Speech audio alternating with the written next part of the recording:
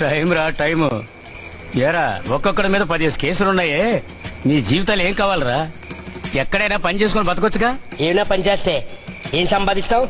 నీ జీతం ఎంత ఏంటి? మొత్తం నెలంతా పని చేస్తే 7,000 రూపాయలు వస్తుందా?